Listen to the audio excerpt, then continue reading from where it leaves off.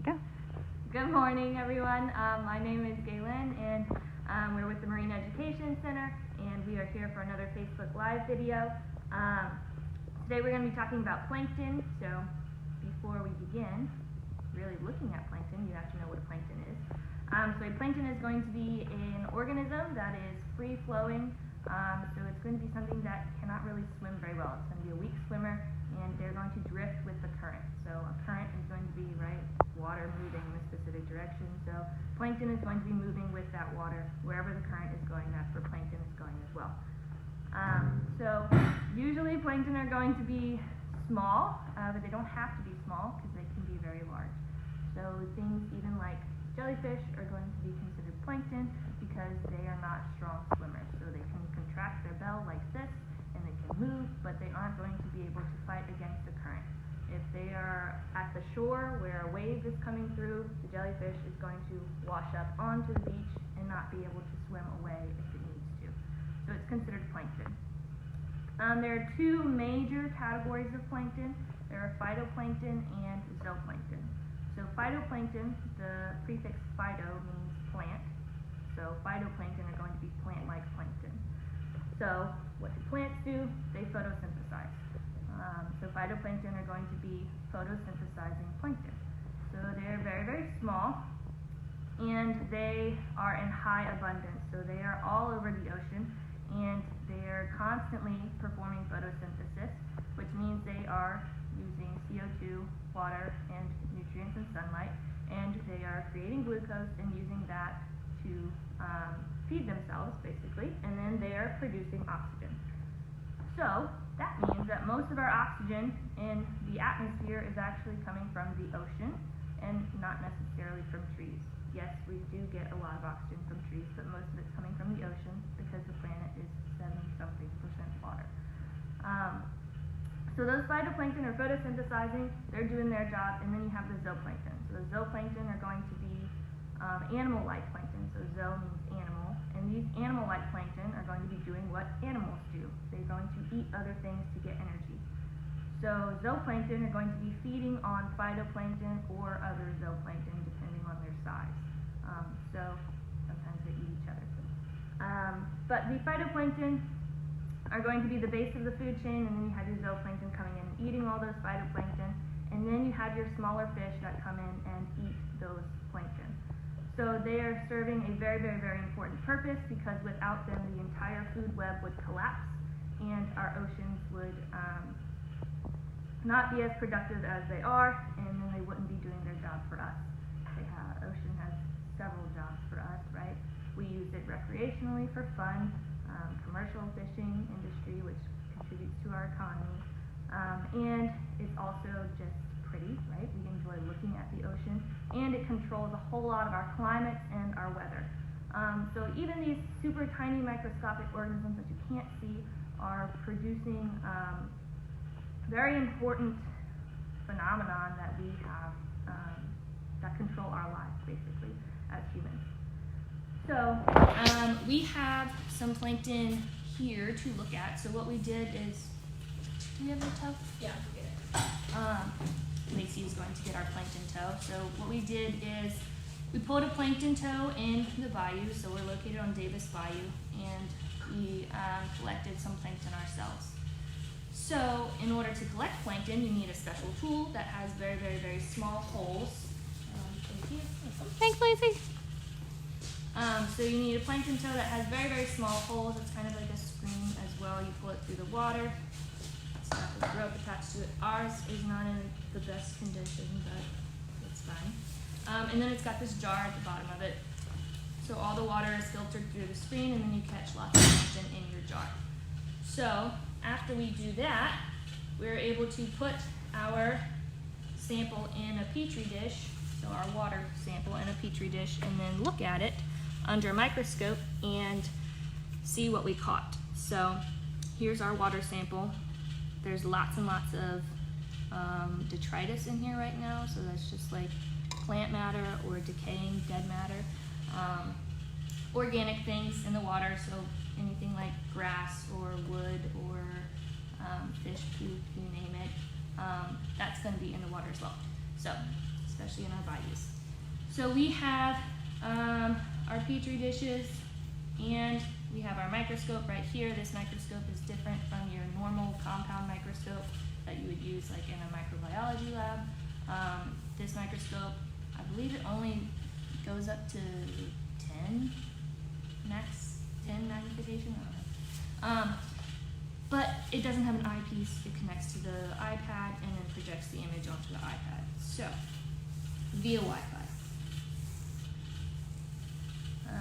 Here is our sample with lots and lots of detritus in it.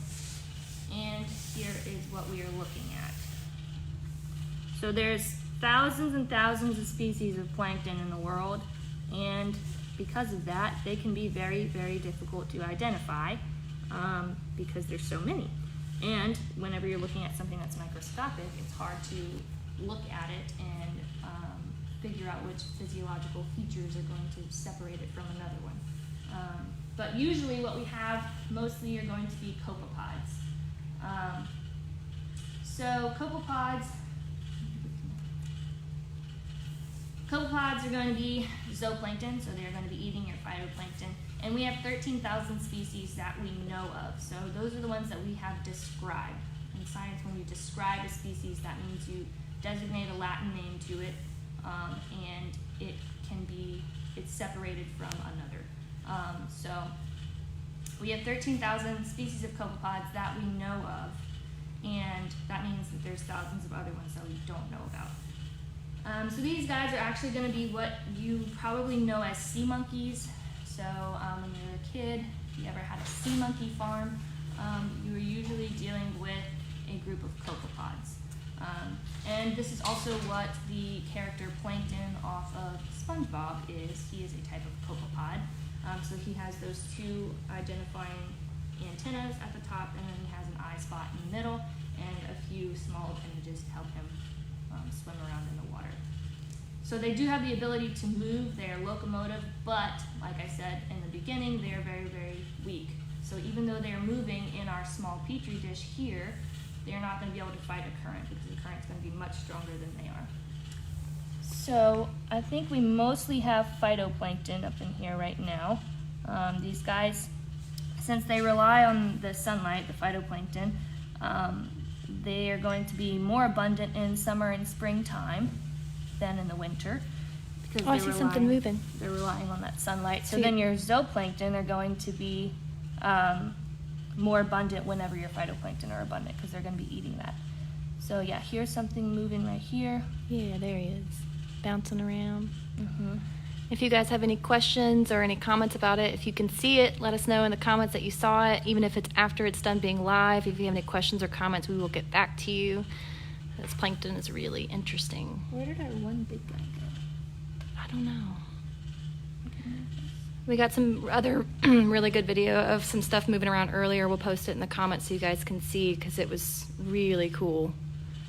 And a lot of times you have to differentiate between things that are going to be insect larvae that start off their lives in water between an actual marine species. So what are some things that you've seen and hear that besides plankton that you sometimes get? Well, sometimes we catch smaller things like in our toe. Sometimes we catch like shrimp, like grass shrimp, the super tiny ones, or minnows, super small fish. But you're really not supposed to catch those with your plankton toe, but sometimes it happens, especially when we have the kids doing it themselves. So a lot of times our kids will use this when they go out to collect their samples. Yeah, I think I was in a classroom one time where there was a shrimp that jumped out of the petri dish, and there was a minnow and stuff too. And so anything that can swim against the current is going to be called nekton. So these are going to be just your average marine things that you think of, fish, whales, sharks are fish, turtles, Nemo, dolphins, crush, squid, and octopus. Those are all going to be nekton, so they can't swim. There is something called a meroplankton, which is going to be an organism that starts off its life in the plankton life cycle, and then it grows to be no longer plankton. So these are going to be things like blue crabs. They start off in a very, very, very small egg, and they hatch from that egg, and this is a strategy that they use. The current carries them while they are considered plankton until they grow up to be too big to be carried by the current, then they swim on their own. So those species are called meroplankton. And then the species that stay small forever are going to be called holoplankton. Holo means whole, so they're going to be plankton for their whole life. So these are going to be things like your diatoms, your dinoflagellates, and your copepods. And a lot of the phytoplankton are going to be responsible for the algal blooms that you hear about in the news or things like that. It's a natural phenomenon. It happens in the ocean. And I like to describe it as like a garden in the water whenever a whole bunch of algae just blooms in one spot, and it can be detrimental considering what type of algae it is.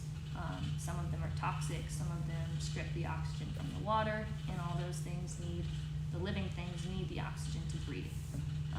So some algal blooms are going to be harmful, but a lot of times they happen naturally, but they can be caused by man as well, depending on what we're putting in the water.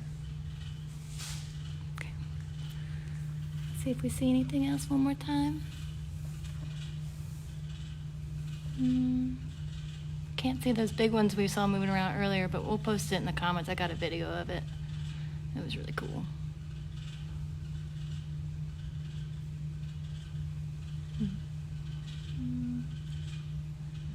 Do you want to try another sample? We got a lot of water. Sure.